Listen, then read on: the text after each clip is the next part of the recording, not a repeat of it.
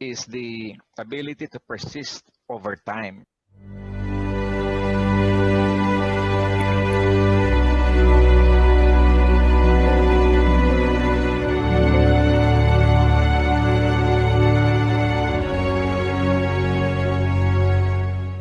In the Manila Bay and other bays that experience red tides, it is the marginalized that is affected in health and in economy.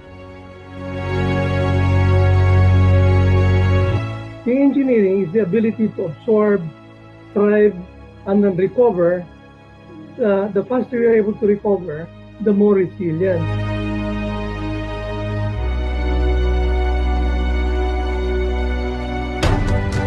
Sa Pilipino, ito ay katibayan at katatagan sa mahirap na sitwasyon at ang kakayahang bumangon muli. Yung ecological naman, the ability to adapt. Yung evolutionary resilience, Vale, to really innovate and be creative. Resilience is really being able to spring back from adversity, but it should have learning, and therefore it strengthens you to be more resilient than before the adversity came to you.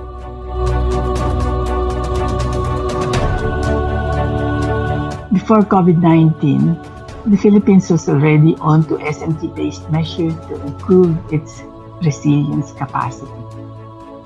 With COVID, the country was awakened to the need for resilience of our economic, health, and educational status as well.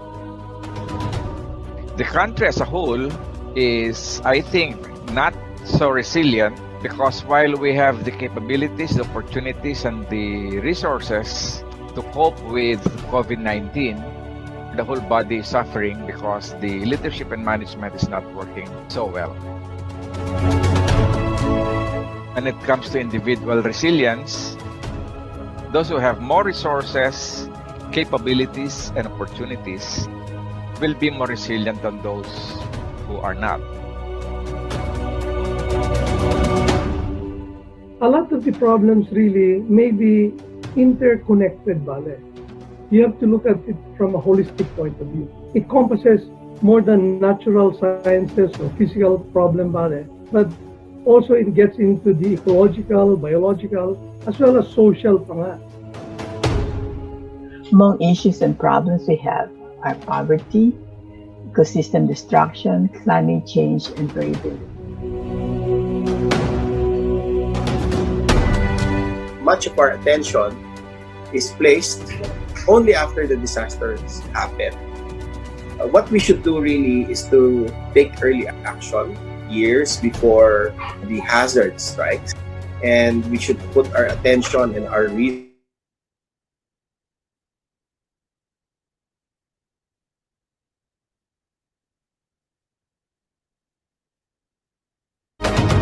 The fragmentation of society needs to be resolved for resilience. communication is very, very important. And we should communicate to the people using not just scientific communication means, but through arts, music, understand the mindset of the Filipino people. So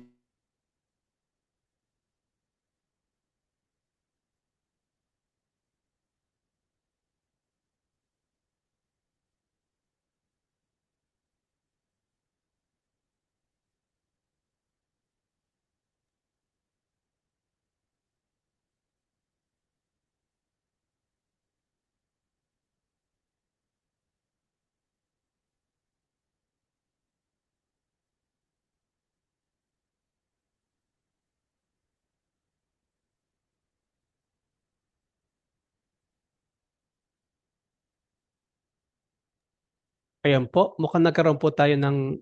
Hello, Alex? Are we having some technical issue with the connection? And as an institution to really have resilience as one of the values of the Filipinos. Yung tunay na resilience na towards improvement. Building resilience requires sustainability science inspired by transdisciplinary approach. To be sustainable, you have to be resilient. To be resilient, you have to be sustainable. go natural, go with nature's flow. non-structural or natural interventions as well as good planning is the most sustainable. Finally, we need to harness and strengthen the Filipino spirit of bayanihan.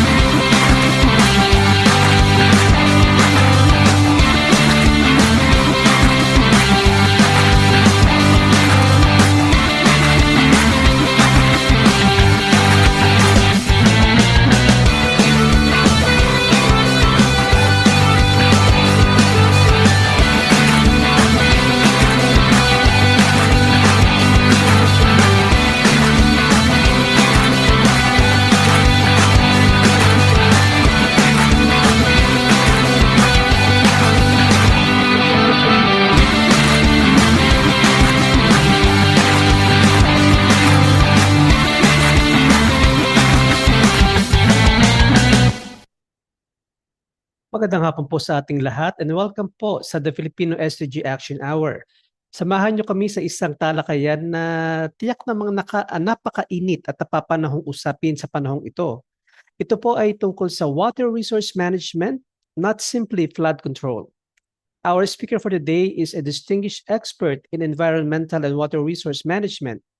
He is a licensed environmental planner, sanitary engineer, and chemical engineer, bringing a wealth of technical expertise to the crucial issue of flood mitigation. His academic journey is just as impressive, earning a Bachelor of Science in Chemical Engineering, followed by a Master's of Engineering and a Doctor of Engineering from the Asian Institute of Technology. Expanding his expertise beyond engineering, our speaker also completed a Master's of Environmental Law at the University of Sydney and a doctoral in law from Macquarie University. Today, he will shed light on how water resource management is not only about controlling water, but also a vital strategy for reducing the devastating impacts of flooding. With his interdisciplinary background, bridging engineering, planning, and law, he brings a holistic perspective to this pressing challenge. So this afternoon, let's all welcome Dr. Ellie Anthony Uano.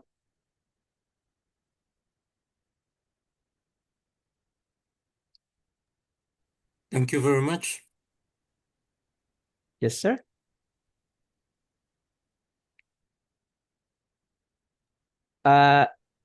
Dr. Uano, share na po natin ang ating screen. Yeah, I could see you. Okay, I'll have my video in. Sige pa. So what will I do? Should I start with the presentation now? Yes, sir. Okay, thank you very much.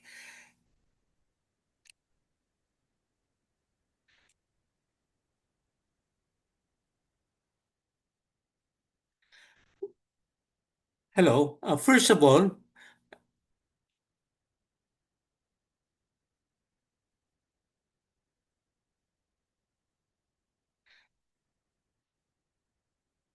Uh, it seems that my slides is not getting in. But Sir, we can see it on our end po. can you see it? Yes, sir. Yeah, we can see it.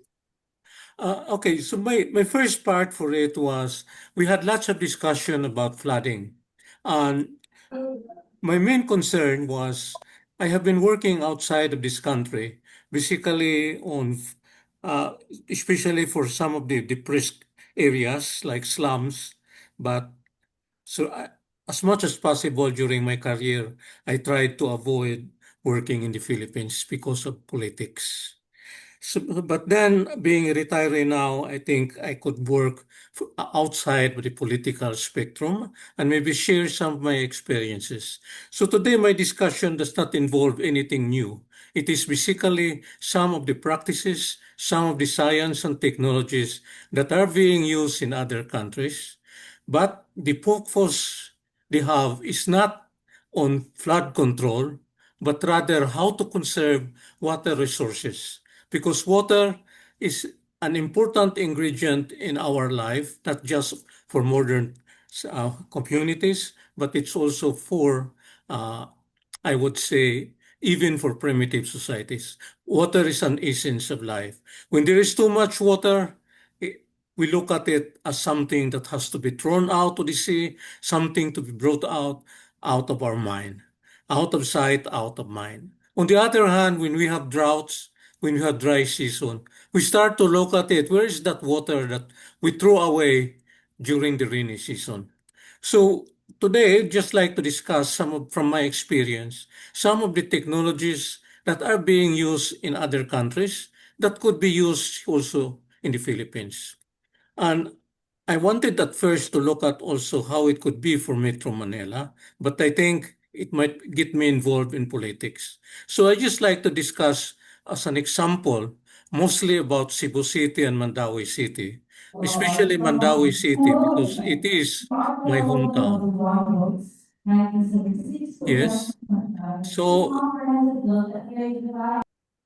the problem we had in Mandawi, for example, is that we were looking at very big flood control measures, but somehow we forgot that 1 plus 1 is equal to 2, and for engineers, it might even be equal to 2.5 because we put a large factor of safety. And a number of cases where we had our flooding that has been taking place the last month or so, it is because they forgot that 1 plus 1 should be greater, that is equal to 2 or even greater. We have cases where you have a wide river coming up, but then at the Sir, outlet of sorry the to sea, interrupt. it is narrowed down to almost zero. Dr. Owano, sorry to interrupt. Pero nag-start na po ba tayo mag-slide ng Sure, could we put up the slide first?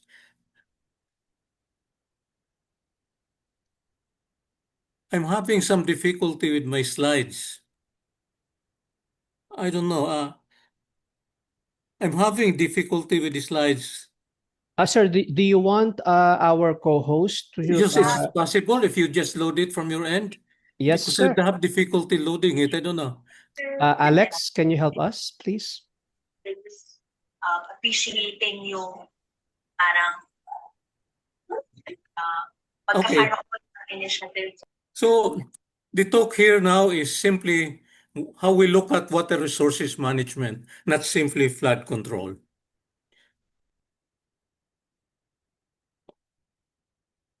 Okay, let's look at Typhoon Ondoy that struck the country in September 26, 2009. So if you look at it, Typhoon Ondoy was the most devastating flood that struck Metro Manila. The typhoon flood waters was fast moving, and in some areas, the residents were caught off guard. There were reports of entire families being drowned because they were trapped in their ceilings. They had no time to get out and run, so they were thinking they were safe on their ceiling. So from the pictures, it's something like this one-story house, which is normally 3 meters per story. That means we could conclude the depth was around 3 meters. So if we look at the next slide,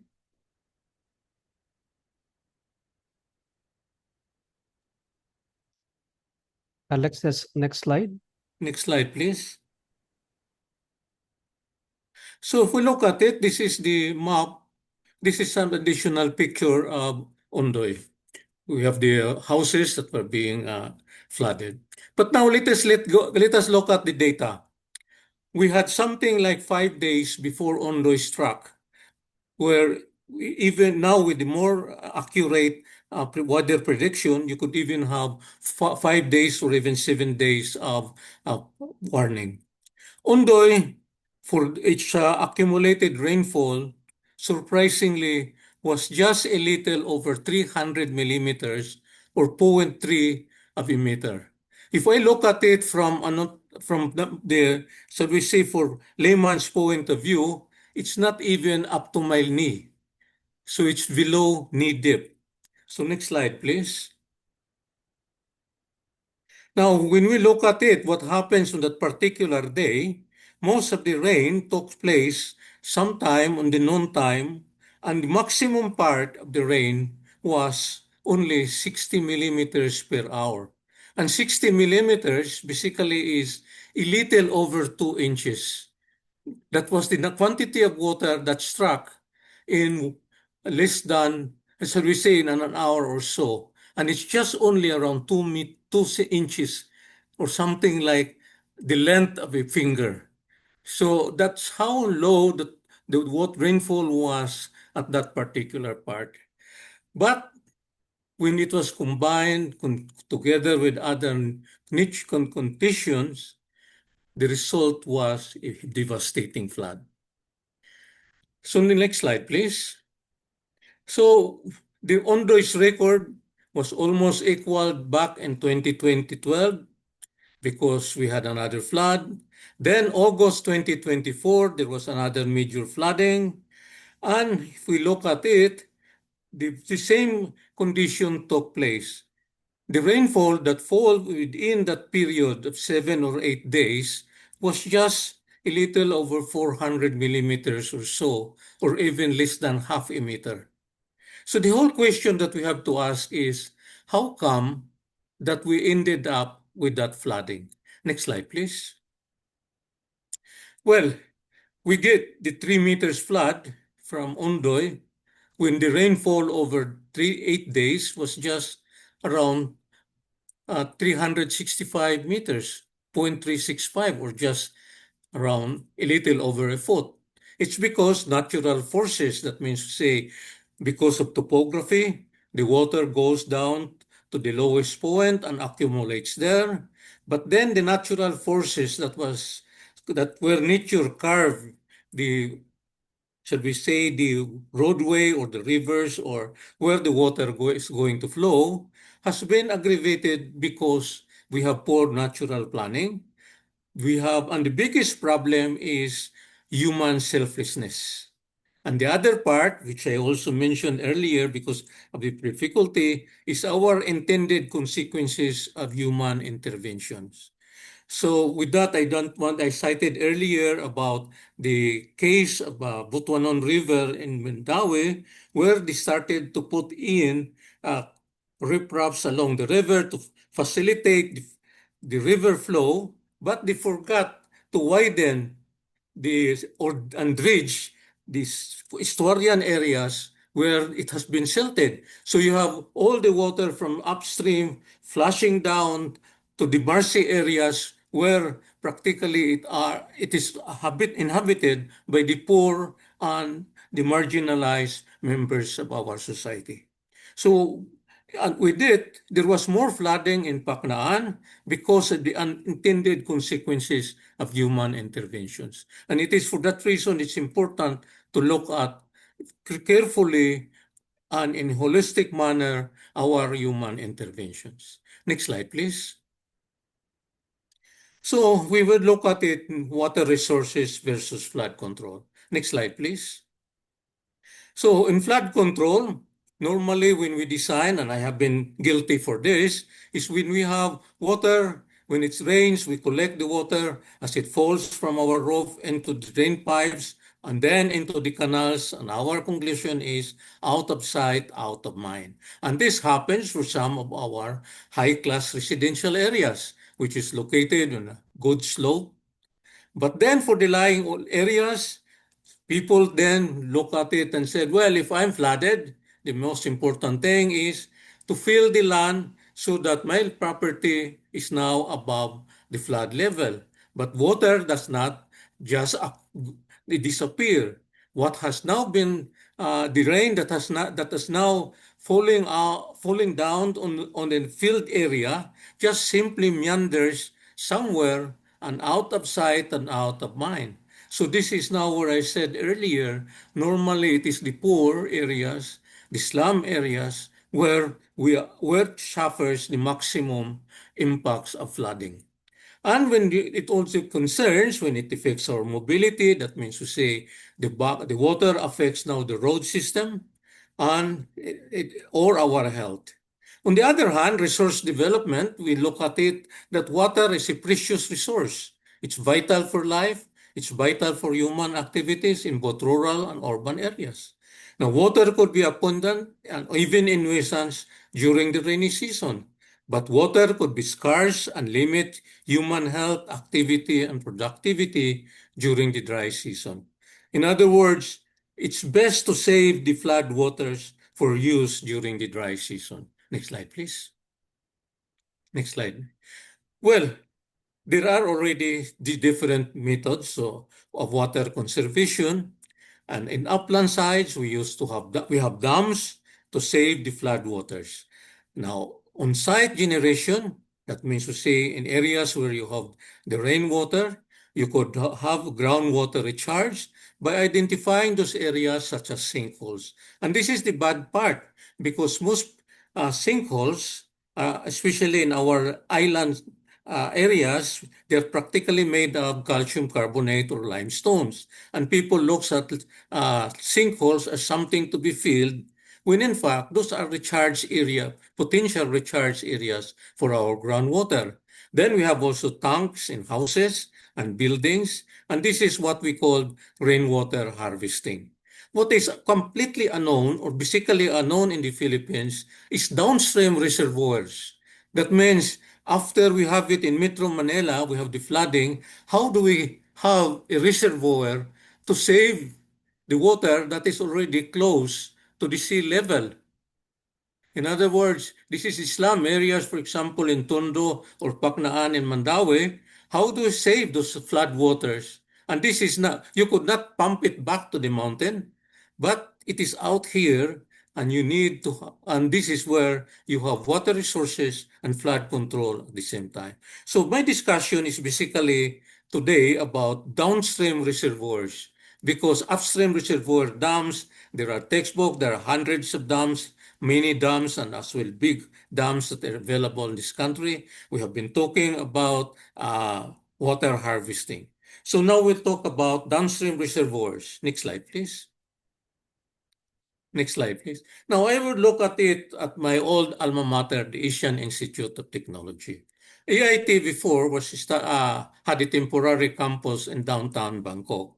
But then in 1969, it got a royal grant to transfer to a 100-hectare land on Klong Luang Rangsit. The land is heavily flooded during the rainy season because it is part of the floodplains of Chao Phraya River. And Chao Phraya River catchment area is 163,000 square kilometers, or roughly more than 50% of the total land area of the Philippines. So EIT, the area for it is flooded by almost 3 to 6 meters. Annually, 3 meters is an average. So the question that comes up now is we could not just move to that area without solving the flood problems. So next slide, please. So the options was, should we fill the land to 6 meter high? And now the advantages for that is one-time investment. The maintenance cost is low, but the problem now is that water and that 100 hectares will have to go somewhere else. And we will be flooding surrounding areas or aggravating the flooding in the surrounding areas. Plus, it is a very high cost of reclaiming the land because we will have to look for something like 8 million cubic meters of soil, and to consider that there will be around 20 to 10% that will be used for compacting the land to around 6 meters higher. Well, the other portion is because the rainfall is just like Ondo, it's only 0.3 meters. The part now is why don't we dike the land, the 100 hectares, and part of the soil that is used for building the dike is now the lake that's going around it. So the question is, it's much lower in investment. The water features, that is the rivers or the lake that was dug inside, has an important part. It goes important for fishing, boating, swimming. It's also used for recharging the groundwater, and it allows high water uses, watering for facilities, because our campus have its own golf course, we have our own cricket club, we have our own football field, and also we have a department for agriculture, which is also using agriculture and it is useful. Now, the disadvantage for that is it has to be maintained properly, because if it is not maintained properly, as what happened in 2011, the dike practically the water breached out and the campus was flooded. The library was practically destroyed with the first floor, and most of the buildings, ground floor, was flooded. So this is the problem. Next slide, please. So this is the site development plan as the campus exists today. So you will notice that there are the blue lines. This is basically the canals that were dug, and the soil for it was used to build the dikes. And when the soil is not suitable for the dike building, that's the time when they imported out the soil. So this is the part that happens now. We have a canal that surrounds it. And if you look at it, the water that is, the rainwater that falls directly into the campus is only 0.3 meters for 7 or 8 days of rainfall. And for that particular, if we have a rainfall like Ondoy, on that particular day, we're talking about 0.4, 0.3 meters deep. And with the absorption of the soil, practically all the water just goes to the canal. But there's an important part for it. There must be important foresight. Because if we look at the graph for Ondoy, 5 days before that, then the canals has to be practically emptied. And then when the rain comes in, they have to wait until the flood waters have subsided from the surrounding areas. So next slide, please. Next slide, please. So we note for it that the area occupied by the water is very low, and it is admitted that the canal do reduce the available land area. However, there is a value added to the water features add value to the land. Now, the artificial lakes was cheaper than simply filling the land. In fact, I have read in the newspaper, we have some reclamation projects here in Manila where they said they could not continue because they ran out of sun, because they would like to fill up something like 170 million cubic meters of soil that will be needed. In this case, practically, there's very little soil that has to be imported, and most of it is just coming in from the dug part. So the most important part for it is that the campus did not contribute to the flooding of the surrounding properties. And if you consider the pollutant, the flood water as a pollutant, then you could say that we have applied the polluter principle. We have kept the excess flood water during the heavy rain within the campus. We did not contribute any additional flood waters to the neighboring areas. And in fact, we have decreased for it because originally, before the dikes were built, the area contributed additional water to the flood water, neighboring flood waters. So next slide, please. Next slide, please. So this is how the water is being used. We have a fountain around the rivers, around the main buildings. There is a water feature, the golf course, and then the aquaculture. And then unknown to it, which is not in the picture, is how it recharges the groundwater. Next slide, please. Next slide, please. So that's what we said. The canals are being pumped out when there is a prediction for heavy rain or storm coming. The canals are cleaned also before the start of the rainy season to check the embankments for erosion and weak points. Then for the eroded portion of the dikes or weak spots are repaired. And if the storm is expected, the canals are drained as well. And then the draining is done 3 days before, but not right after the storm or after the storm. And when the flooding of the outside the dikes have subsided, then there is a irrigation canal, and that is where the water that is not needed are slowly pumped out. Next slide, please. So when I was a student over there, one time we had a big storm and there was a flooding on the floodplains, and I ran out, and this is practically the same situation that happens. It's a little bit surrealistic because when you when you walk around or run, usually you go jogging on the dikes, you will find it out that if you look at one side of the floodplains, the water of the flood is around 3 to 4 meters high, but inside the dike where our campus was, it was dry with just dike with the canals being filled up, and business just continued as it is. So it was something like, if we look at it, that you have a highly depressed area with a large population, you might try to consider, instead of them receiving the water, could we just let the water that is falling in that particular area contained, and then those areas should not receive the excess water coming from the rich area or high, which is practically throwing out this water into the slum areas or depressed communities. Now, I emphasize that depressed communities because back in 1980, I co-authored a book on flood control in slum areas, trying to encourage the community to go with health setup. That book was published by the World Health Organization and UNEP, and it's available in 3 languages. And I think there's even a Brazilian Portuguese version for it that they had it because they said they wanted to apply those principles, those concepts that was in that book. Next slide, please.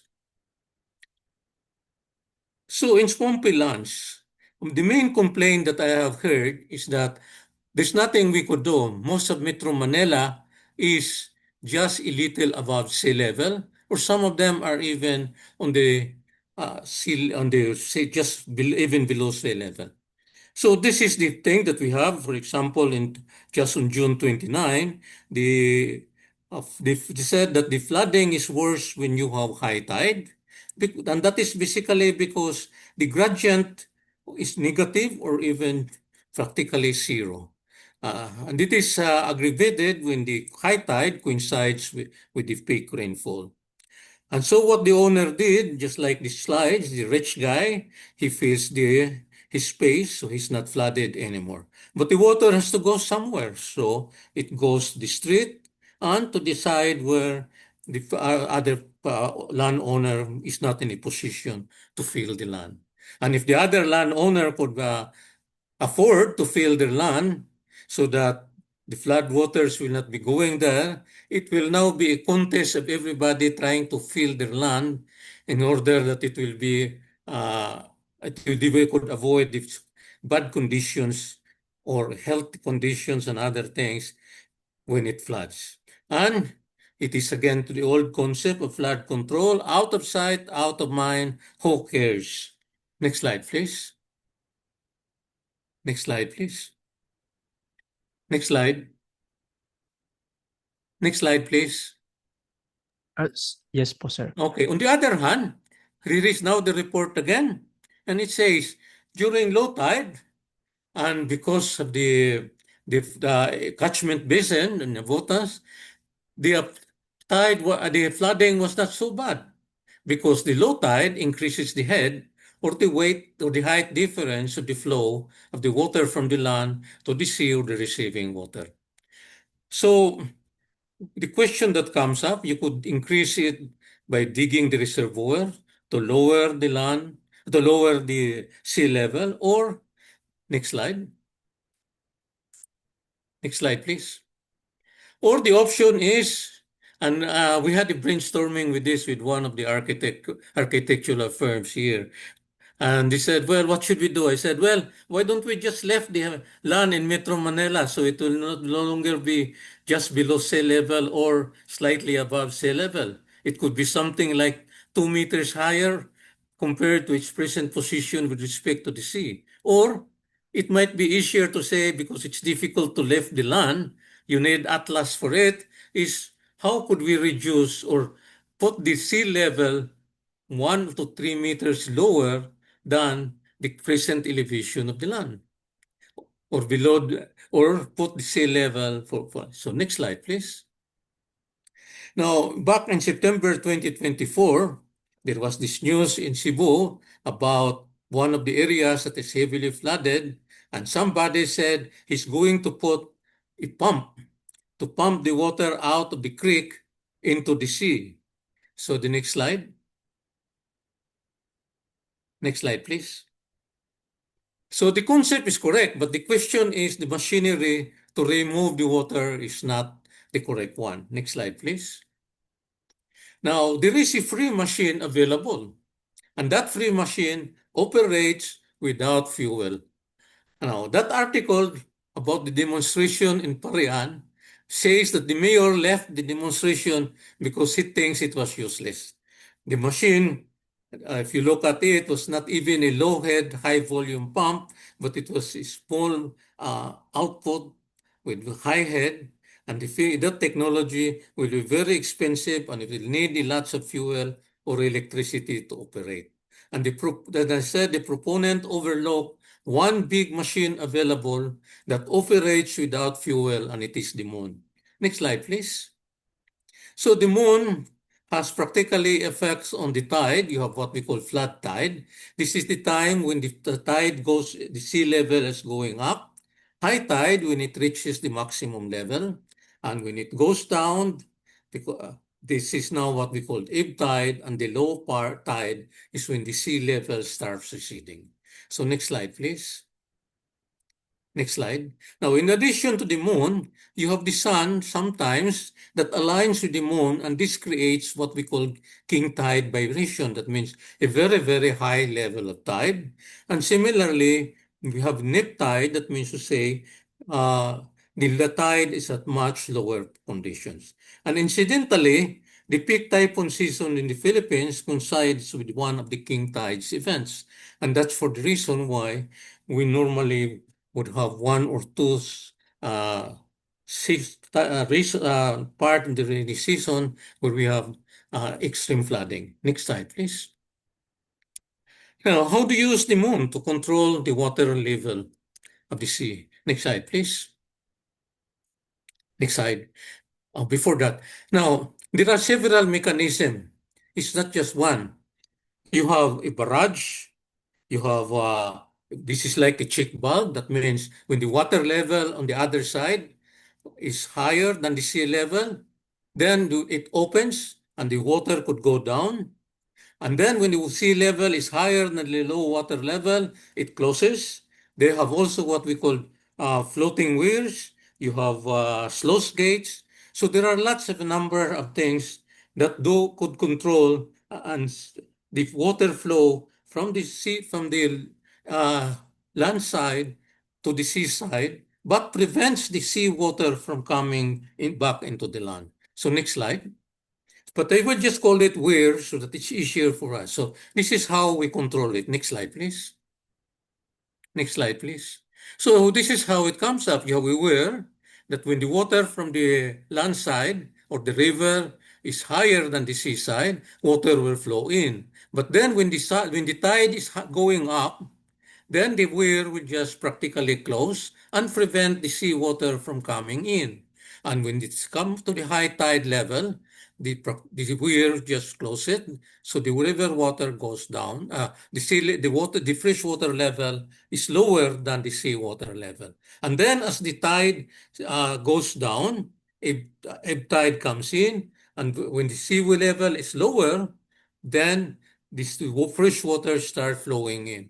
Until that demonstration goes on repeating until a point comes in, next slide, that you have now that the water on the seaside or the low water, fresh water level will just be equal to the low water level.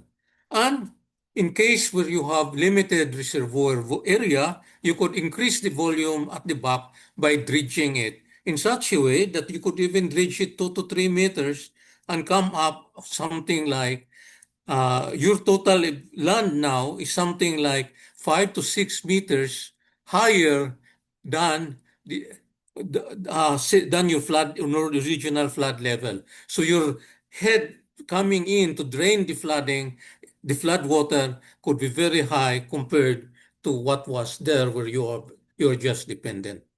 So next slide. And if there is a wastewater treatment plant, you could even have the effluent from your wastewater treatment plant going into your reservoir, and you could even have a closed cycle and have a drought-free a system for a drought-free freshwater supply for the community. So next slide, please. So you might be thinking, is that a new technology? My answer is not. It is an old technology that is more than 900 years old. And this is what they call in Holland as the polder dikes. And if we look at it, Holland is 26%, the land area of Holland is 26% below sea level, or 11,000 square kilometers of the land area is below sea level. And they're using the same principle where they put a dike instead of trying to fill the land. So the water this is more like a big version of the AIT part, that instead of just having 100 hectares, you could have a whole township in the floodplains of say Bulacan, where you have something like a dike holding in the water that is just the water falling down from during rain inside the dike, and inside the dike you have that you have the canals and other things or reservoir to hold the rainwater. And as we said earlier, it's surprising that the rainwater could just be something like 0.3 to 0.4 meters or something like, not even needed. So this goes in, and then the land that used to excavate those dikes, the dikes, and also for the water side. Then, because the moon is not really difficult to control, they also have the windmills that were out there even in the Middle Ages. So if you look at even on the last slides, this is basically how the interior of the canal of the dikes of the AIT looks like, except that we don't have the windmills because AIT is using big low volume, a high volume low head pump. So this is the part for it, that the fresh water that is being held inside the polders recharges the groundwater, and the recharge in the groundwater inside the folders is very high. That at present, one of the main concern is the pollution from nitrites in the groundwater supply. So they have to flush it more or less regularly to control for it. And one of the part that we have to look at it is that fresh water is lighter than salt water. In other words, inside the dike, the fresh water is really suppressing the salt water if you are close to the sea. So next slide, please. So that's what we said, that in Netherlands, you have 11,000 square kilometers. Metro Manila is only 636 square kilometers, which means that it is something like almost 20 times bigger. And near Rotterdam, you even have one of those polders which is 6.8 meters below sea level. Sea 6.8 is something like 2 meters, 2 stories of a square house. Well, they have programmed it several that they're going to expand on it, and the flood control have assisted by wetlands. Uh, they have open spaces within the folders, and the fresh water is used to make the land fertile for it. Next slide, please. And here is the intriguing side. Next slide. Next slide. Now, Netherlands has an area, total area of 41,000 square kilometers. It has a population of 18 millions. So in comparison, the land area of Netherlands is around 13% of the Philippines. Its population is 15.25% compared to the Philippines. So in terms of density, they have Philippines at 400 persons per square kilometers. Netherlands have 437 square kilometers, and they have subjected to wintry conditions, which practically nothing grows. Next slide, please. But if you look at the statistics, Netherlands is the second biggest exporter of agricultural products after the USA. So with the smaller land area, higher population density compared to the Philippines, they have a very big export base for agricultural products. And one of the reasons for it is they have good water resources management. And the other advantage of having that agricultural area below sea level is you don't have losses of fertile topsoil. A few weeks ago, I took a plane and we were just flying over Laguna Bay, and I was looking at it below. And it was just after the rain. I could just see the large volume of topsoil being eroded and washed out into this Laguna Bay. Next slide, please. So if it works for agricultural land below sea levels, why could it not also work for large agricultural lands that are prone to flooding? So next slide, please. Next slide. So this is the part for it. The key for what downstream reservoir is reclamation. Now, this is the part. You could have reclamation without vision. And if you have a reclamation without a vision, that means it's pare-pare. Somebody approached the LGU, I would like to reclaim 100 hectares, and then goes for it. So it aggravates the flooding. It destroys the ecosystem. It destroys public amenities. And it is a source of corruption because it's pare-pare.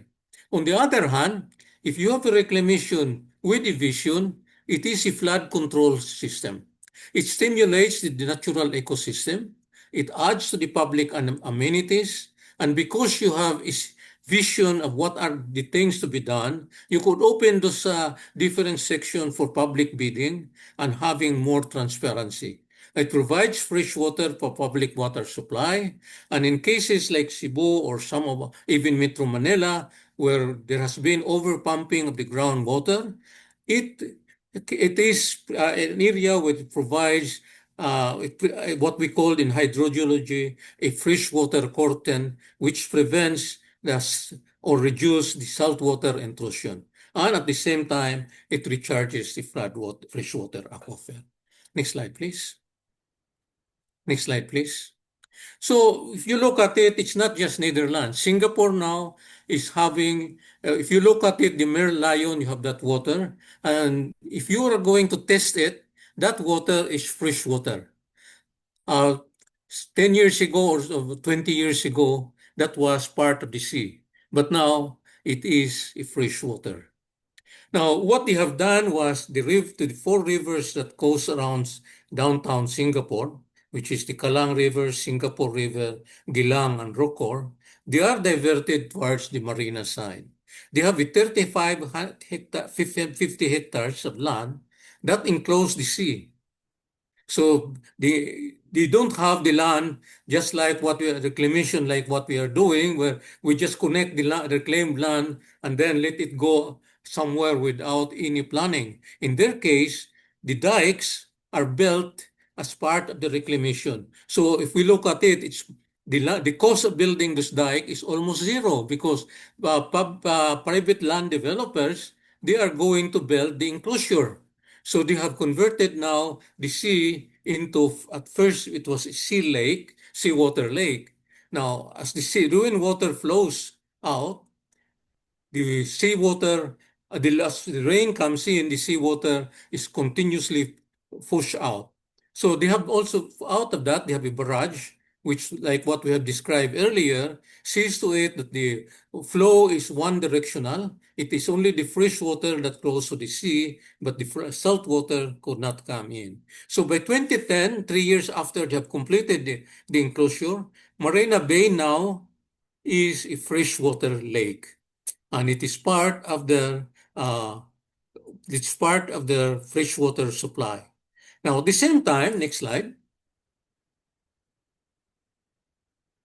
Now, at the same time that Marina Bay, because the water level now is lower than the sea level, it is now part of the flood control structure.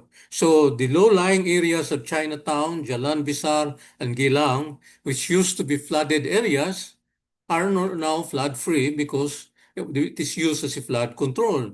And then that lake is a popular place for recreation, where people just enjoy the skyline. They may have kites going to it. So next slide, please. So Singapore, having been successful with the marina concept, is now going into what they call the Long Island concept. So they are going to build a Long Island. Again, the same concept. They get the developers to reclaim the land so that the sea will not be enclosed. And then with it, they are going to put the weirs, which is shown here as the red line. And with that, it will be 800 hectares of land that will be reclaimed. Part of it will be used for what we say nature conservation. And the Long Island project now is open for public consultation. So next slide. Next slide, please. So if you look at it, the land is used for commercial residential purposes. So the closure is paid for. And then you have nature-based park for recreational space. And there is the link if you would like to learn more about that area. So next slide, please. Now, if we move on to Metro Cebu, I don't want to discuss about Metro Manila because we have reclamation projects here, which is basically creating Islam of reclamation projects. And because it's practically unplanned, I have some doubts with it. So I will not comment with it. And that's the reason I'd like to move to the Metro Cebu. So next slide, please. So this is what happens in Metro Cebu. When it rains, it floods. And then the government has built this dike along the river, and that is almost 6 meters high. And hopefully it does not collapse, because if it suddenly collapses during heavy rain, there could be hundreds of people that could be killed. So that is what happens when it rains, it floods. Next slide, please. Next slide, please. But then in the summer months, there is water rationing. There's no water for drinking, no water for basic part. The dams, which they call Buhisan Dam, is drying up. Next slide, please. And aside from that, they're using groundwater, the sea level, the present fresh water now is lower than the sea level. So the sea level is starting to intrude through it, and something like 4 to 5 kilometers inland, it has become salty. So this is the problem that they have now, the question about groundwater becoming saline. It could reduce further the freshwater supply. Next slide, please. On the other hand, Cebu had a 300-hectare development they called this SRP, or South Reclamation Project. Now, when it was done, I don't know who developed it or who designed it, but they have is out of this swampland, not everything was filled up. There is 40 hectares of swampland that was left. They have something like 60 hectares of what they call SRP Pond number 1. And without the separate sewer system, I would say that most of the septic tank goes into the 40 hectare swampland.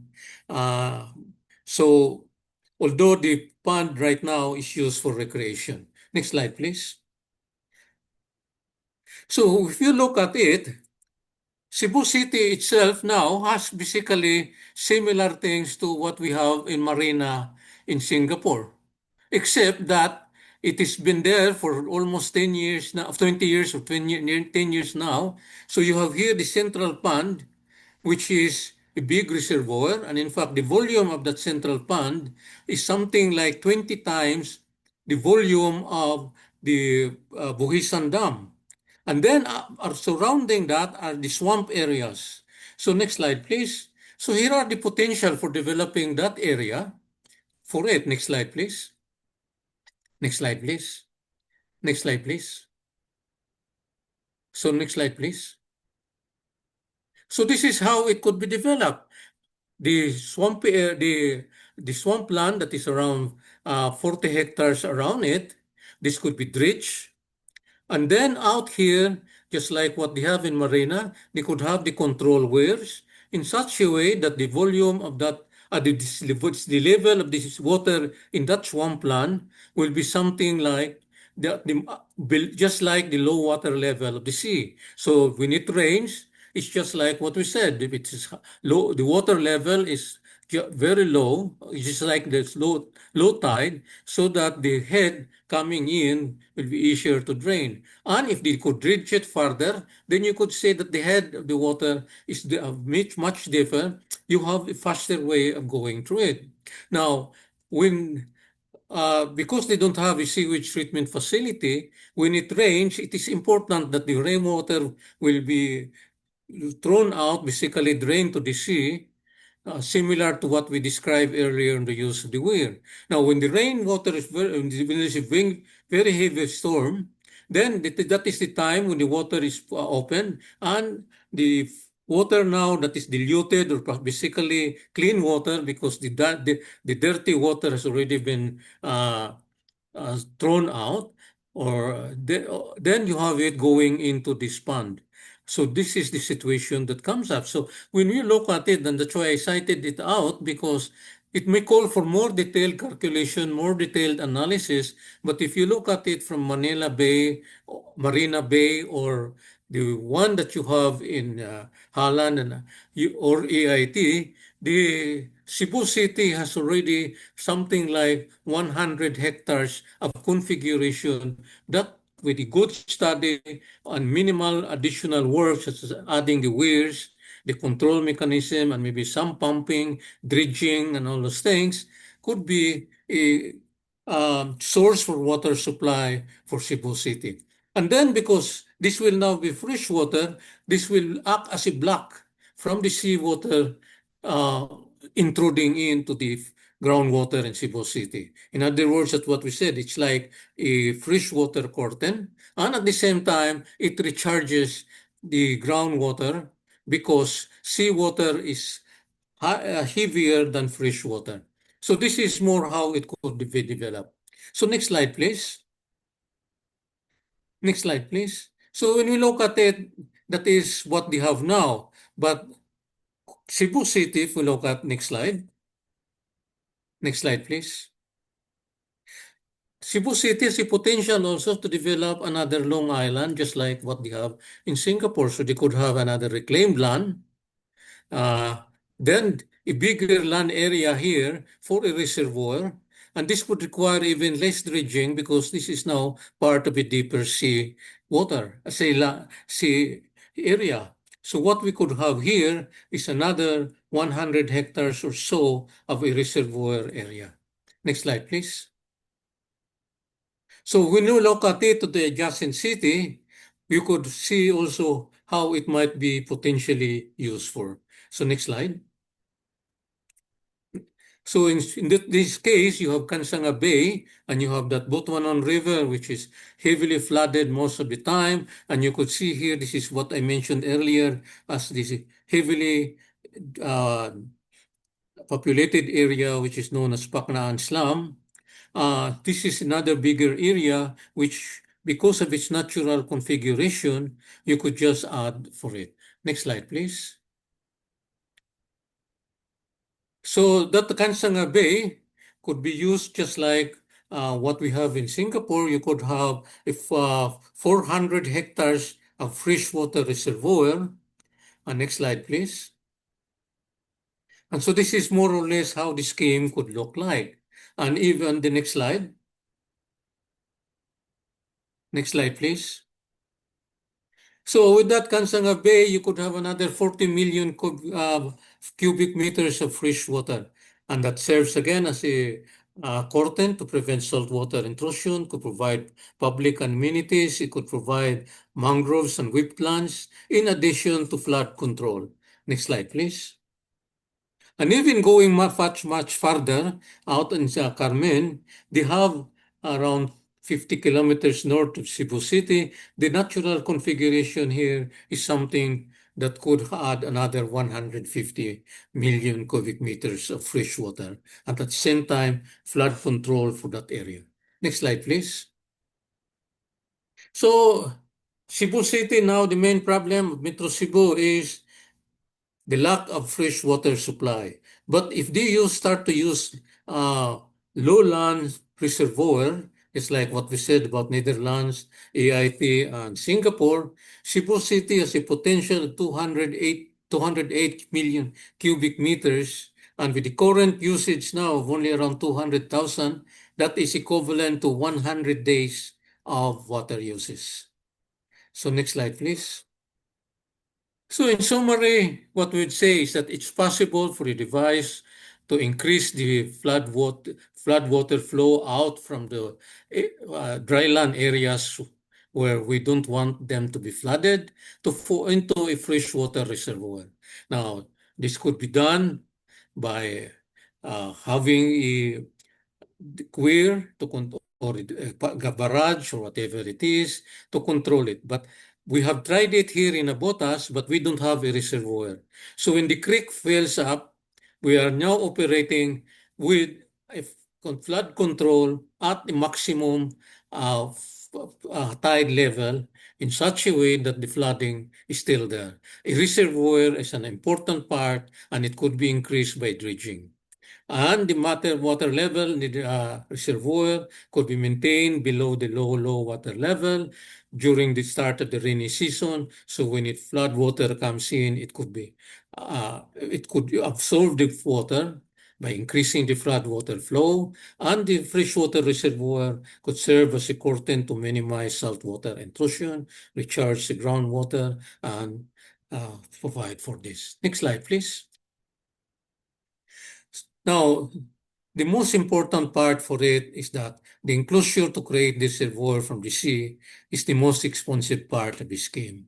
Now, the private sector could be tapped because in most cases, the need for the heavily flooded areas with high value are close to our big cities of Metro Manila or Cebu, and they have the developers could more or less encourage for it. The water features could be an addition, public amenities could increase the land valuation. And so there could be some cost sharing for the development. Next slide, please. Now, this is the need for legislation.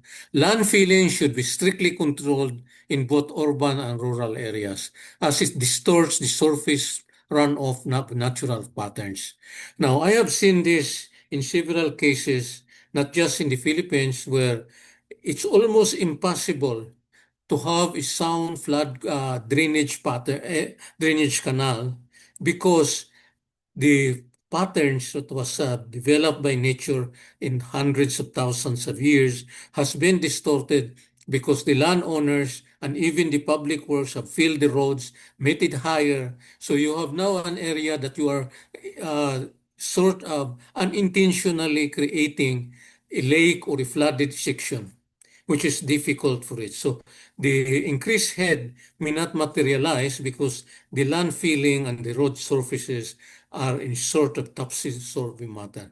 The natural erosion that created the rivers has been destroyed. So that's why instead of having a legislation about land filling in both urban and rural areas should be prohibited. And if it is in need, it should be subjected to very strict environmental assessment. So next slide, please. Well, I said that's it, but I think if I could have another 3 or 4 minutes, I would just like to have some of the side discussion. Next slide, please. So here is some notes that I have. Now, storm drainage design calls for detailed calculation and construction. That means you must have a very good vertical, horizontal control, because if the invert elevation of your drainage canal is very shallow, you don't have the self-cleansing velocity. Siltation could be very, very fast, and you will have to need for frequent desilting. I have just seen a few days ago of a new drainage canal built less than a year where they were having they had to desilt it because it's practically filled up.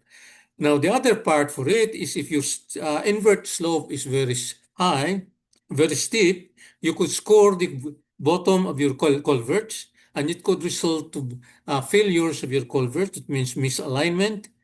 And in relatively flat land, you might be surprised again that the slope could be as low as 0.01. So said, you need a good benchmark, good vertical control, and you need to have a good detailed plans and calculation that must be available on site because during excavation, you might encounter some obstruction that was not there when the design was made. And surprisingly, because of the bad traffic problems in Manila when I was teaching at LaSalle, sometimes I arrive 1 hour and a half before my class starts. Sometimes I arrive 5 minutes late. So when I arrive at the parking area 1 hour and a half, I normally take a walk around and I try to examine some of the construction going on. And I didn't interview because I don't want to be seen as somebody who is interfering. I just pick around the construction shed that was there with the foreman and all those things. And I noticed I could not find any map or detailed design. Normally, it should have been posted on the wall so that they have discussion about how the work is going along. They could refer to it. The construction logbook should be there. The calculation should be there so the assumptions could be checked and rechecked with the actual field conditions. And it's not there. I have not seen it. Maybe I'm wrong. They might have hidden somewhere. They might have is a fire-proof, flood-proof safe where all those documents are put in place. But when I was in the construction business, not here, but we used to have it posted inside, and because we need it during our weekly construction meeting to review the progress. Next slide, please. So flood control is an expensive infrastructure. And the thing also that flood control, once you have it, you will have dry condition even after the heavy rain. And you will be surprised that also in our design, normally we design drainage with 2 to 3 year return period. And for small river systems, it could be around 10 to 15 year return period. For large dams and large rivers, that is the time when we talk about 10-year, 100-year return period. And the most important part is that rainfall and droughts are stochastic in nature. No, it is something like statistical in nature. Even the best computer have difficulty on modeling all those things. Next slide, please. Next slide, please. So here is another problem that we have in our country. All dams are really flood control structure if operated properly. But it has come into the public mind that when you build dams, it causes flooding, it causes destruction of property. It is because our dams are not properly operated. So dams should, with good weather prediction now, you could drain it before the expected storm and not when you are in the middle of the storm. And again, the release should be done when the crest of the river flow have passed. So these are some of the observations that I have in addition to what I discuss as lowland flood control, lowland reservoir. And with that, I would like to close the discussion. I'll be open for the presentation. I'll be open now for discussion. Thank you very much. Still 20 minutes or 10 minutes, 15 minutes for discussion. Sorry for that. I think I Yes. spent 10, 15 minutes more.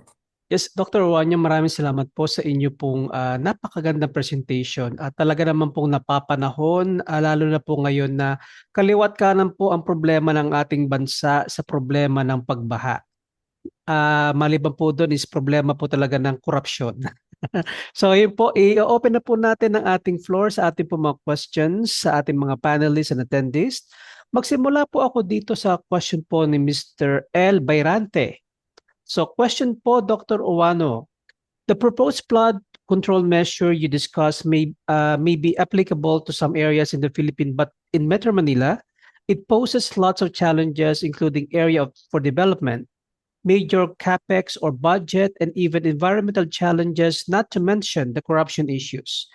Would dredging Pasig and Laguna Bay be feasible? By the way, option to use the soil from canal cannot be used for reclamation as the sand needed has a specific characteristic to be sustainable material. Thank you. Actually, in the presentation, I had a short one about Laguna Bay. Back in 1974, I used to work with an old British company in Singapore. We were part of the Kalang River Cleanup Program. And that same company was taken by the WHO to do the Laguna Bay study. And what I have done with that slide was the behind-the-scene discussion that I had with the fellow consultants when we were working in Singapore and when they were working at Manila Bay. Now, Laguna Bay, one of the proposals they had, and this is why, being an old school, they were a little bit pessimistic. The people were saying, oh, Metro Manila will have a very good sewer system. We have done this and that. So by 1985, we will have a good sewer system. Now, and a good sewage treatment system. The proposal that they had this is from the old GD and DM Watson consulting company, was to have an interceptor canal na along Manila Bay so that the polluted water from Manila and the neighboring areas around the lake will not go into the lake, but it will be intercepted by that canal and will be pumped out into the sea. Because it was already the plan, and in fact, it's ongoing, that we are using Laguna Bay, as a drinking water source. So in other words, what we have now without that interceptor, and we have the water system now, is we are drinking water with all the effluent from the industries around Laguna Bay and Manila Bay. So this is the problem. And with that interceptor, again, you could use it as a reclamation, because Laguna Bay now is only 2.8 meters on the average. It's just less than 1 story in height. So you need to dredge part of it to create that interceptor. And again, using the Dutch model that they had before the Industrial Revolution. Laguna Lake should be pumped continuously, even during the dry season, to dilute and flush all those dirty water, so that when it rains, the water that's coming out, just like what I explained for Metro Cebu, will be only draining into the Laguna Bay water that has already been highly diluted, or now practically clean water that goes out.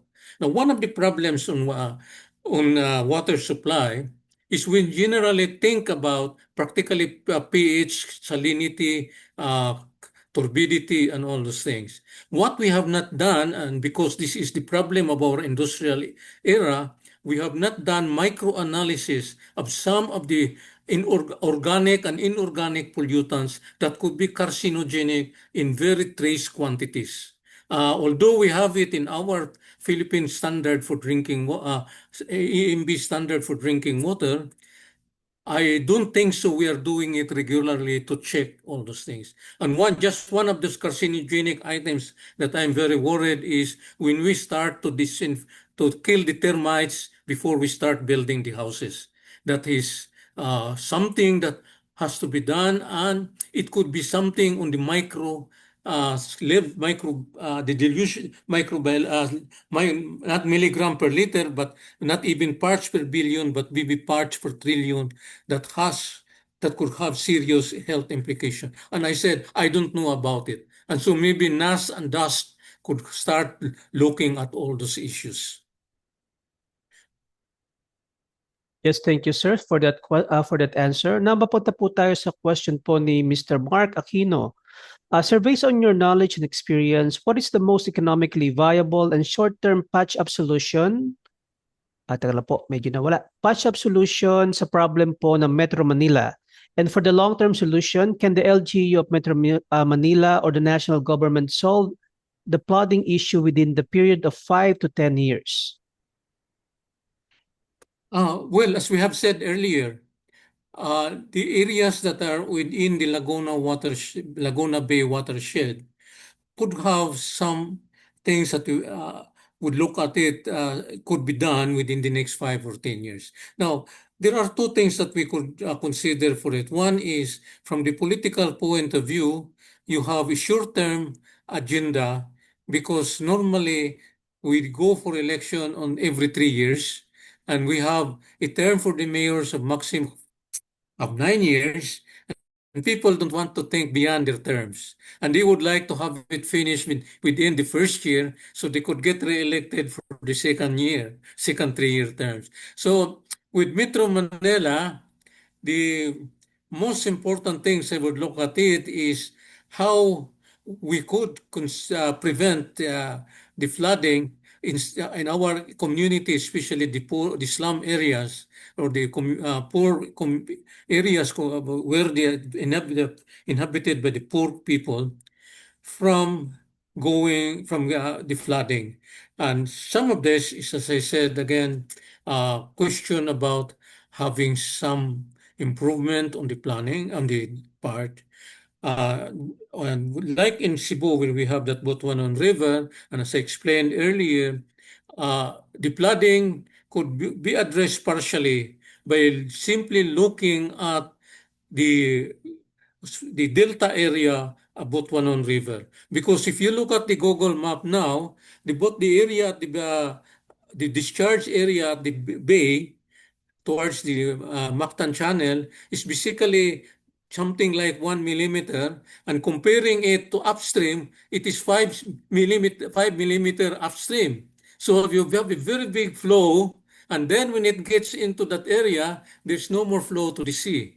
What they could have done was dredge it so that you have more wider, deeper, and even more channels because you are out there on that side. And at the same thing that happens in Metro Manila. I think the dredging process for the Pasig River, Nabotas helps somehow, but I think we need now the second part, a longer term solution. And this calls for leadership which says, I don't care about my name. I am interested on how I could serve the people, how they could have their lives improve. It's not the question of having a placard and say, this is a project of honorable so and so, because that is for voting. But what we should have is something like, I don't know, I'm not a known person. We just have to do it. And this is now where you need a 5 years to 10 years vision for it. And even in the long term, beyond 20 years.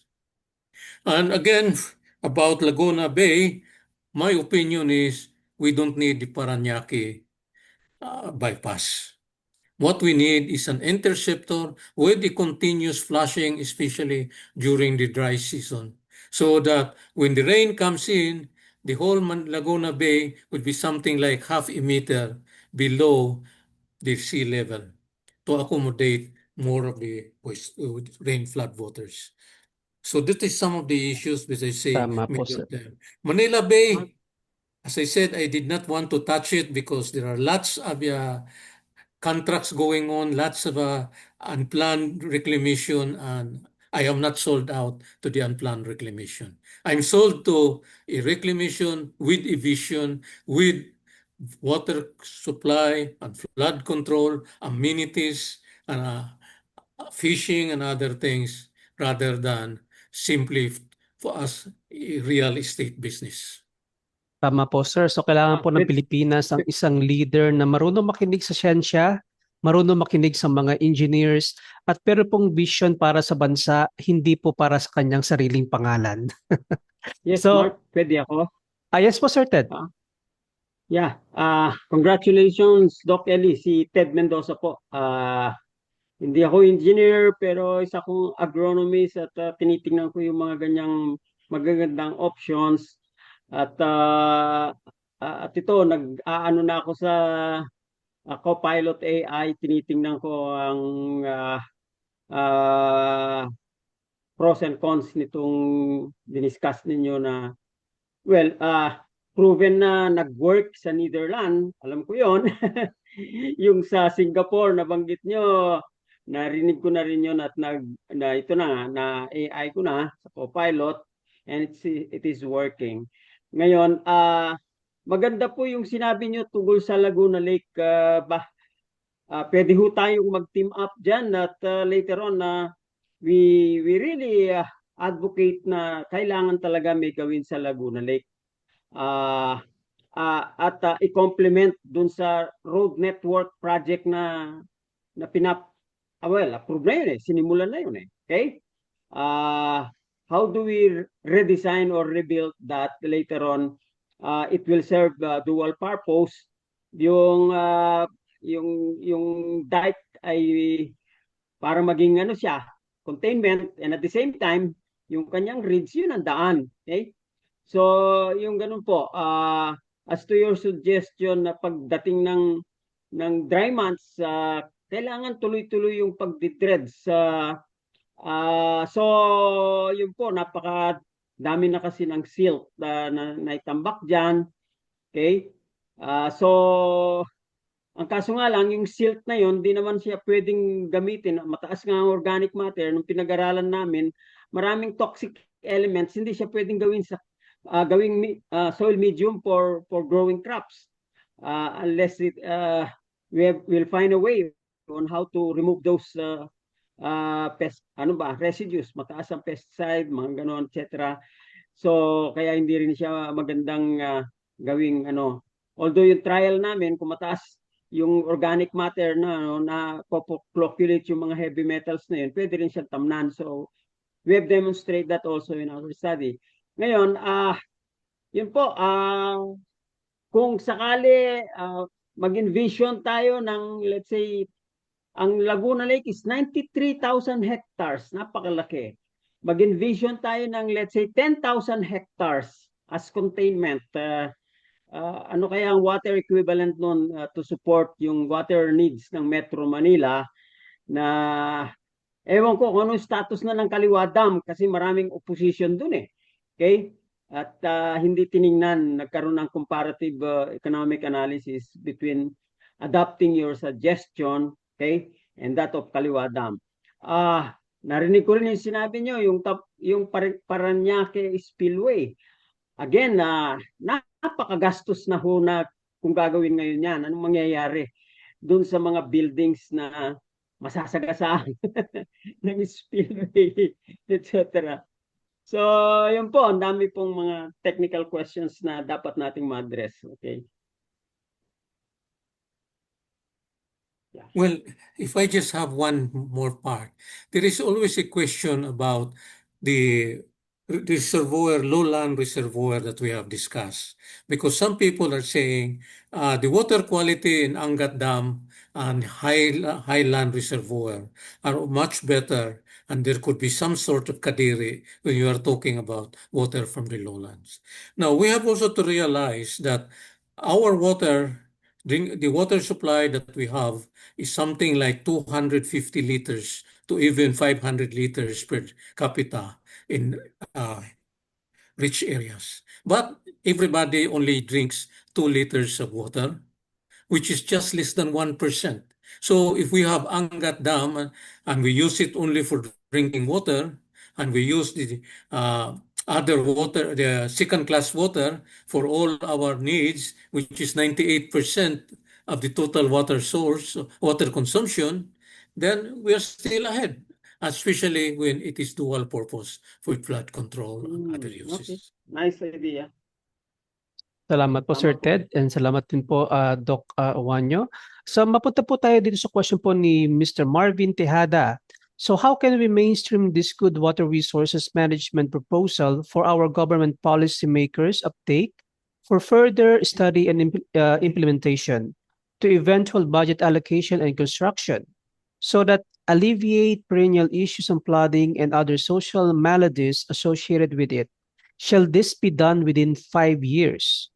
So sir, para daw po mainstream itong ating good water resource management proposal? Well, there are two things that happens with it. Nature has blessed the Filipinos people, and we are destroying what nature has blessed us.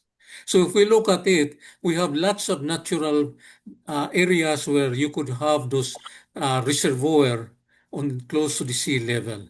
And as I have shown for it, Carmen in northern Cebu is practically untouched. On the other hand, if you look at the map of Manila and you get into a Google Earth map, where you have a timeline and you go back into something like 1980 or 1990 and compare it with today, practically all those areas which are supposed to be natural water reservoir, natural catchment, they have all been filled up. So instead of them serving as a flood control measure by nature, it is now a source for flooding because it's filled up. The water has to go somewhere. And where is it going to go? And because the feeling for it is in areas where there is high commercial value or high residential value, you could say the whole drainage pattern has been distorted. It's a big, big problem, and it calls for a very good or intensive engineering and scientific study. So it's, as I said, it's not a case where you just dig a canal and hopefully the water will flow. Out of sight, out of mind.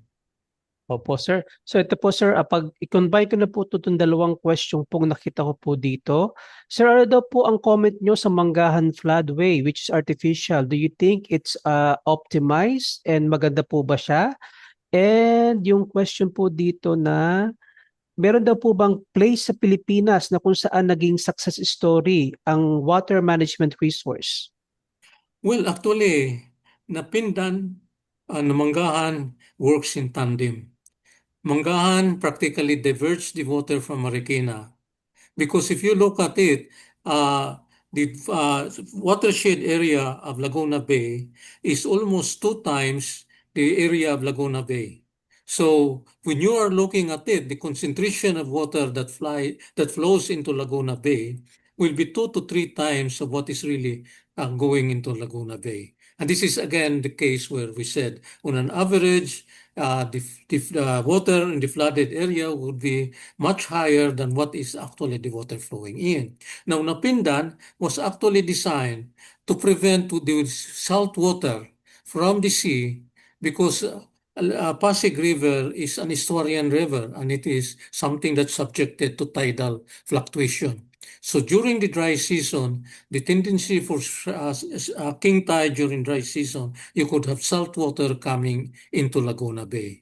So to maintain the water and fresh water quality, normally Napindan Channel should be closed during that part. And in fact, Napindan Channel could, with little modification, could serve like what we have to control the water level in the lake, so that the water level in the lake should be always be on the low water level of the sea, so that the flood control or the flushing into the lake could be maximized rather than having a lake that is full of water, so it could not absorb anymore the fresh water. That's what happens when we had a storm. Laguna Bay could be something like overflowing to the other communities along the shorelines, and it takes months for the water to drain out from those communities. With us, with the Pindan channel properly designed and properly operated, we don't need that Paranaque spillway. We could have prevented the flooding of those towns and areas along the shorelines at Laguna Bay. Opo, sir. So sir, dito po sa question po naman ni Sir Bayrante. So additional question po, Dr. Ellie. Do you think a good understanding of the watershed of the Metro Manila, including historical water budget, can help water resource management and flooding in some areas in Metro Manila? That's very important. And in fact, even on flood control on the rivers, like I said about one on river, the question is you have to define the watershed boundaries, the catchment areas, and the various small creeks and rivulets that contributes into the total river flow. Not just, so you have to look at the water budget, the groundwater recharge, the infiltration rates, transevaporation, and all those things. So it's not something where you have just to insert it into your budget and construct tomorrow. Otherwise, it's not the scientific and the correct way of doing things. It is something that has to be studied and implemented properly. Yes, sir. Sir, bago po ako mapunta sa last question po ni Sir Ike, meron po dito nagre-request, sir, kung pwede daw po siya makahingi ng copy ng inyong PDF presentation. Wala akong problema. Sige po. Sa-type ko na lang po yung aking email address kung saan po pwede kayong makapag-request ng PDF po ni Sir. Is it possible kung kayo na lang? Yes, sir, ako po. Yes, it's gonna be on my email. Yeah. And in fact, Forward mo rin sa akin, Mark. Please, thank you. Opo. And in fact, for the flood control and drainage for depressed communities, I think you could download it in the internet. You could just put my name, put Sandy Cairncross, and then the title of the book, Surface Runoff Control for Depressed Communities. And I think it's still there available in the internet for free download. Opo. Sir, mapunta po tayo ngayon sa question po ni Sir Ike. Yes, Sir Ike, ano po ating question? Doc Ellie, good evening. I think the problem is political will or the lack of it. No? Tama si Mark eh. Dapat ma-involve yung mga scientifico sa policy planning, policy making. No? How do we do that? In particular, I'm referring to MMDA. I think ang MMDA out to focus eh. Kasi parang akala nila yung trabaho nila traffic lang at saka basura. When in fact, ang pangalan ng MMDA is Development Authority, Long-Term Planning. No? But they don't seem to be doing a lot of it. No? Now, going back to the specifics, no? Paano kaya yun, Doc? Ano ba magandang venue para sumali yung mga scientifico? Iniisip ko it's either Provincial Development Council or Regional Development Council eh. Well, actually, the part for it is I didn't want to go to the newspaper. I don't like media because you say something, it will be distorted, it will be sensationalized. And then the part is, if we look at the presidential decree or presidential proclamation creating NAST, NAST is supposed to be the major scientific and technical advisory to the national government. And I think NAST has to be more aggressive. And maybe it is time for it to be really more aggressive in putting up its foot and saying, we are the scientific side. We have read in the newspaper, Bam Aquino saying, oh, we should have scientific and engineering measures involved in flood control. But the whole question is, NAS already had it, but have we been so aggressive in putting up our foot and saying, yes, we're already here and we could provide with it?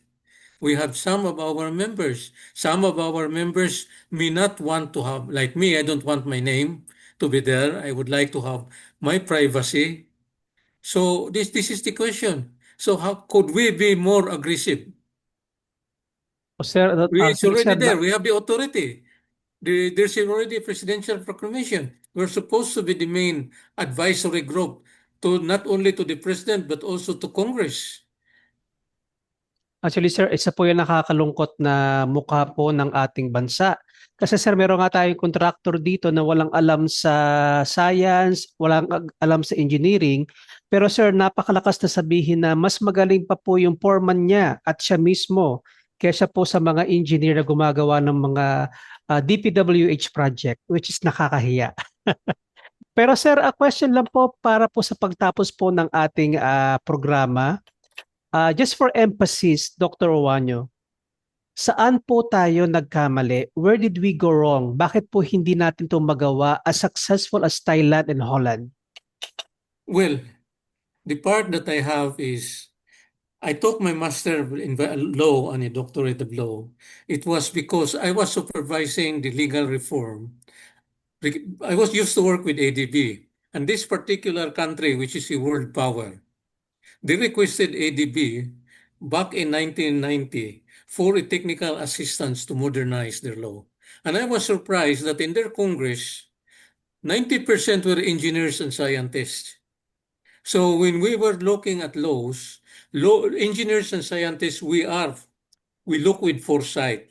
So when we look at the laws that are being drafted, the most important part is do we have the money, the manpower, the skills to implement it? If it's not possible, then let's not have that law. We're only going to create chaos by having a law that could not be enforced and implemented. Now, the second, then that is the part. Lawyers, when I studied law, lawyers work by hindsight. So, for example, we don't have a congressional investigation when the problem did not explode. They should have that congressional investigation before the problem explode. So in other words, our bureaucracy in the Philippines is a remnant of the bureaucracy that was there during the colonial period. It is basically working on hindsight. Science and technology, we work by foresight. And that's the same problem about what I said about dam management. You have to manage it with foresight before the typhoon. But sad to note, even our engineers on the bureaucracy has been infected by the hindsight mentality. Kung nag-manage ka ng dam, kung walang bagyo, you don't open the dam water. And you make the flooding worse. No? So this is the problem. We have to have also some cultural changes, not just for flooding or part, but our bureaucrats should work not on hindsight, but on foresight. And us as engineers and scientists, this is where we could make some change by us being more proactive, by having looking at the problem with foresight rather than contributing and going along with hindsight. So this is the big question. And again, this is the big dilemma on policy making when it comes between science and politics and law. Science, there is no such thing as settled science. Everything in science is questionable. No? So you look at Aristotelian science, Galileo said it's wrong. Newton said it's wrong. Then you come up with Einstein and said Newton is wrong. And you have progress. So you could have 1 million scientists agreeing, and one guy goes to the tower and said it's wrong, and that is wrong. In law, you have 7 judges, and 4 judges said yes, and 3 judges says no, and that is the law. So in other words, there is a big difference in thinking. And modern society, we are more into science and technology. And so other than foresight, our decision is let us look at things with a sense of being skeptic rather than looking at it from the legalistic or political point of view. That's it. Yes, sir. Maraming salamat po, sir. So ito po, pahuli po sa mga nanonood po at sa mga future na manonood po ng video na to at sa mga nakaupo po naming politiko, meron pong solusyon, nagbubulag-bulagan at bingi-bingihan lang po kayo sa amin. And to end this, let me just quote the great Jessica Soho, hindi po ulan lamang magpapabaha sa Pilipinas, kundi ang kasakiman. So with that, Maraming salamat po sa pagsama po sa aming ngayong hapon at muli po tayong makita-kita next week at let's all be safe at wag po tayo magpakalunod sa baha. Have a great weekend. Thank you very much.